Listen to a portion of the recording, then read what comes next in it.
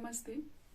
श्रद्धा प्रणा माता जी के साथ जुड़ी हुई और एक घटना भी आप लोगों को बताना चाहूंगी।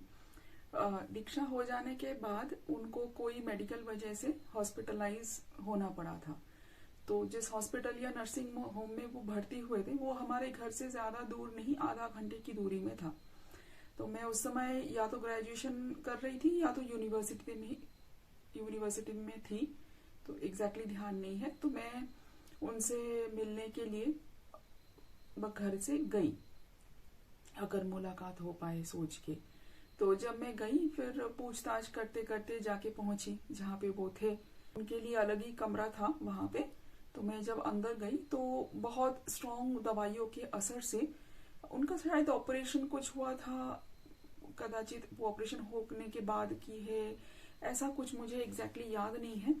तो उस समय बहुत स्ट्रॉन्ग दवाई के असर से ही हो कुछ वजह से वो बिल्कुल बेहोश जैसे ही वो बिस्तर पर लेटे हुए थे, नर्सिंग होम के बेड पर वो लेटे हुए थे। तो सेविका माता जी थे, एक आध कोई और भी भक्त थे वहां पे। आपस में वो सेविका माता जी और भक्त लोग वो कुछ आपस में बातचीत कर रहे थे। अब मुझे ये पता नहीं था उन दिनों में कि लेटे हुए कोई अगर हो तो उनको प्रणाम नहीं किया जाता। जो गुजर चुके हो उनको ही उस अवस्था में प्रणाम किया जाता है। जीवित व्यक्ति लेटा है उस समय उसका प्रणाम नहीं किया जाता। तो ये मुझे उस समय पता नहीं था। वो आपस में बातचीत कर रहे थे, उनका नजर नहीं आया। मैं जाके जिस तरफ बेड के जिस तरफ को माता जी के पैर थे उस तरफ मैं एकदम जमीन पर माथा टेक के उनको टच नहीं किया। मैंने उनके पैर नहीं छुए क्योंकि वो तो मतलब ये है, बीमार है, उनको डिस्टर्ब नहीं करना है। तो मैं जमीन पर माथा टेक के मैंने प्रणाम किया वहां पे।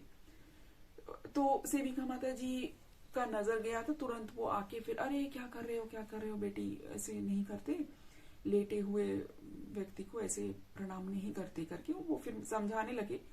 मेरी नजर माता जी के ऊपर है। अब मैं माता जी को क्यों देख रही हूँ, फिर सेविका माता जी भी ऐसे सर घुमा के वो जब देखे माता जी को तो वो भी हैरान रह गए। मैंने प्रणाम करके उठी तो माता जी की कोहनी तक बिस्तर पर, कोहनी से ऊपर दोनों हाथ उनका उड़ गए, जबकि बेहोशी में। उनको पता नहीं है मैं आई हूँ, उनको पता नहीं है कि कोई कुछ चल रहा है, कुछ पता नहीं। पर दोनों हाथ, मैंने प्रणाम करके उठी तो दोनों हाथ उनके वैसे ही बिस्तर पर उड़ गए। वो लेटे हैं, हाथ दोनों उड़ गए आशीर्वाद के भंगी में, आशीर्वाद जैसे। फिर जैसे ही मैं तो ऐसे बिल्कुल हैरान होके मैं ऐसे हाथ जोड़ के खड़ी हूं। धीरे धीरे दोनों हाथ फिर से लेट, मतलब वो हो गया, दोनों हाथ फिर से बिस्तर पर आ गए। अब सेविका माता जी भी जाके, उनको लगा कि क्या पता माता जी को शायद होश आ गया हो। वो जाके फिर माता जी को देखने लगे, हाथ थोड़ा ठीक से रख दिया, पर माता जी उस समय भी बेहोशी में ही थे। तो वो फिर बिल्कुल, उनको भी बिल्कुल अजीब लग गई कि अरे क्या हुआ होगा। और जैसे ही वो आशीर्वाद उठी, वो कुछ तो तरंगे मुझ पर आके समा गया, मुझे पता नहीं।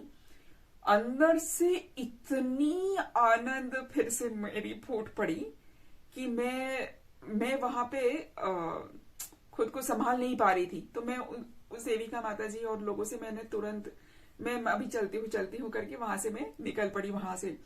और पूरे जो रास्ता घर तक आ रही हूँ, बस में भी मैं हंसती रही। लोग भी सोच रहे हैं पता नहीं ये लड़की क्या सोच के हंस रही होगी। घर में आके भी मैं इतनी खुश हो रही हूँ कि जैसे कि क्या मिल गया, पता नहीं क्या धन मिला, क्या रत्न मिल गया। अभी अगर सोचा जाए कि कैसे हुआ होगा, क्यों हुआ होगा, पर ऐसे सिद्ध संतों के जरिए तो भगवान की ही आता है ना सब कुछ।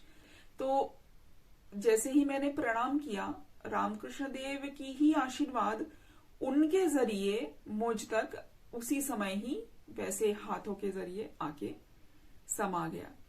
तो वो जरिया बन जाते हैं ना, उनका अपना कुछ नहीं रहता। ऐसे सिद्ध संत श्रद्धा प्रणा माता जी थे कि उनका अपना कुछ नहीं है, वो ठाकुर के ही माध्यम के अलावा और उनका अपना कुछ नहीं था, इसीलिए ही ऐसा हो पाया। तो जय ठाकुर, जय माँ। ऐसे ही श्री रामकृष्ण देव और माँ शारदा देवी के आशीर्वाद सभी साधकों के ऊपर रहे और उनका गाइडेंस, उनकी मार्गदर्शन जो भी सच्चे साधक है उन सबको मिलते रहे। यही प्रार्थना के साथ जय ठाकुर, जय माँ।